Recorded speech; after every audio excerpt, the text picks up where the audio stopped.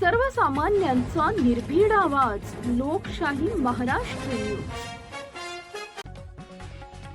वाळेखिंडीतील रोजगार सेवकाला धमकी. जत तालुक्यातील वाळेखिंडी इथं महात्मा गांधी राष्ट्रीय ग्रामीण रोजगार हमी योजनेतील रोजगार सेवकाला पंचायत समितीच्या एका अधिकाऱ्यानं फोनवरून शिवीगाळ व धमकी दिल्याची गंभीर घटना समोर आली आहे. या प्रकरणी आता राजकीय वातावरण तापले असून शिवसेना आक्रमक झाली आहे. जत तालुक्यातील वाळेखिंडी इथं रोजगार सेवक म्हणून काम करणाऱ्या शंकर कांबळे यांना पंचायत समितीच्या संबंधित अधिकाऱ्यानं थेट फोनवरून शिवीगाळ करत धमकी दिल्याची तक्रार समोर आली आहे. खुद्द शंकर कांबळे यांनीच प्रसार माध्यमांसमोर हा संतापजनक प्रकार मांडलाय.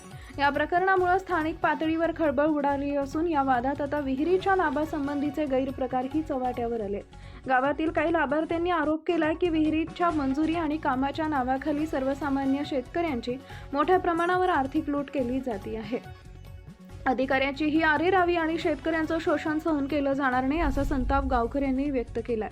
या संपूर्ण प्रकरणाची गंभीर दखल घेत जत विधानसभा शिवसेना प्रमुख महादेव हिंगमिरे यांनी आक्रमक भूमिका घेतली आहे. त्यांनी तीव्र शब्दात निषेध नोंदवत थेट इशारा दिलाय की रोजगार सेवकाला दमदाटी करणं आणि गरीब शेतकऱ्यांची आर्थिक लूट करणं अजिबात खपवून घेतलं जाणार नाही. या संपूर्ण प्रकरणाची माहिती आणि छळवणुकीचे पुरावे संबंधित खात्याचे मंत्री भरतशेठ गोगावले यांच्या निदर्शनास आणून संबंधित दोषी अधिकाऱ्यांवर कठोर कारवाईची मागणी केली जाईल. या प्रकारामुळे जत पंचायत समितीच्या कारभारावर मोठं प्रश्नचिन्ह निर्माण झाले असून आता मंत्री महोदय यावर काय कारवाई करणार याकडे सर्वांचं लक्ष लागलंय. परवाच म्हणजे कालच एक घटना घडली. वाळेखिंडीचा रोजगार सेवक शंकर कांबळे यास आटपाडी गावचा रहिवासी असलेला सूर्यकांत सरगर आता जत पंचायत समितीमध्ये कार्यरत आहे.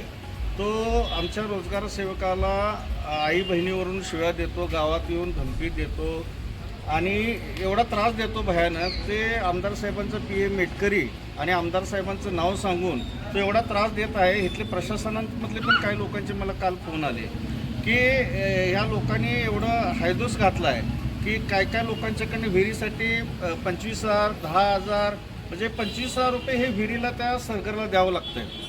तर त्यातलं काय लोकांनी आमच्या वाळेखिंडी गावातल्या आता हे सगळे लाभार्थी आहेत. कुणाकडून 10,000 ॲडव्हान्स घेतलेला आहे, कुणाकडून 5,000 घेतलेला आहे. म्हणजे ह्या पंचायत समितीमध्ये काय चाललं आहे. आमदार साहेब तर स्वतः सांगतात की मी सर्वसामान्य कुटुंबातला आहे, मी कुणावर अन्याय होऊ देणार नाही. पण आमदार साहेब आल्यापासूनच म्हणजे मला आता वाटायला आलं की अवधूत वडरनंतर ही दुसरी घटना घडू शकण्याची दाट शक्यता आहे.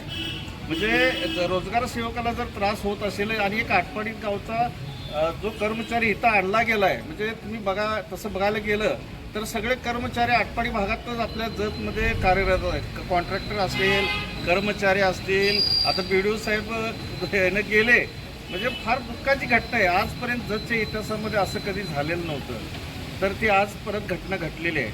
म्हणजे ह्याला आई बहिणीवरनं जीव मारण्याची धमकी, तुझ्या गावात येऊन मारण्याची धमकी, पोरं घेऊन. आज हा मुलगा अनुसूचित जाती जमातीमधला आहे. तर हा सुद्धा त्याच्यावर कारवाई करू शकत होता.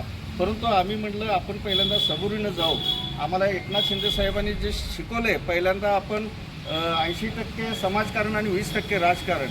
आम्ही हे लोकांसाठी काम करणारी लोक आहोत. म्हणून आज आम्ही आमच्या वाळेखिंडीतील जे लाभार्थी आहेत आणि त्याचं खातं आमच्या मंत्र्यांच्याकडेच आहे. आणि ह्याचं फार दुःख होतं की रोजगार हमी मंत्री आमचे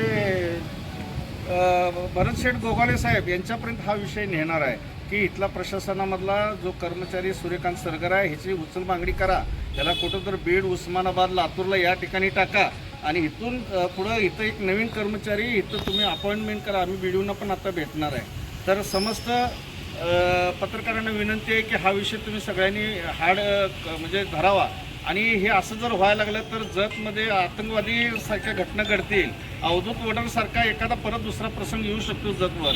तर तुम्ही सगळ्यांनी जरा लक्ष द्यावं, हे माझं वैयक्तिक मत आहे.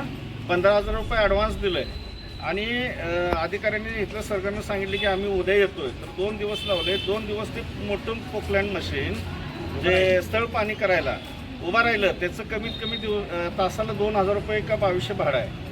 म्हणजे एका दिवसात 2 दिवसाचा विचार केला तर ते 20,000 रुपये त्या बिचारीचे गेले. वरनं विहिरीसाठी 25,000, त्यातले 15,000 ॲडव्हान्स दिले. हां, माझं नाव संतोष शिंदे. तरी मी त्यांना साहेबांना एक 20,000 रुपये ठरलं होतं, तरी आपण त्यांना 7,000 रुपये दिलेलं आहे. आणि माझे जे 2 बिलं आले ते बाकी काय आलेलं नाही अजून. माझ्या विहिरीला 2-3 वर्ष कशासाठी? विहीर काढायसाठी. विहीर काढायचा. नवीन. लाईक करा, शेअर करा, सबस्क्राईब करा आणि बेल आयकॉन प्रेस करा.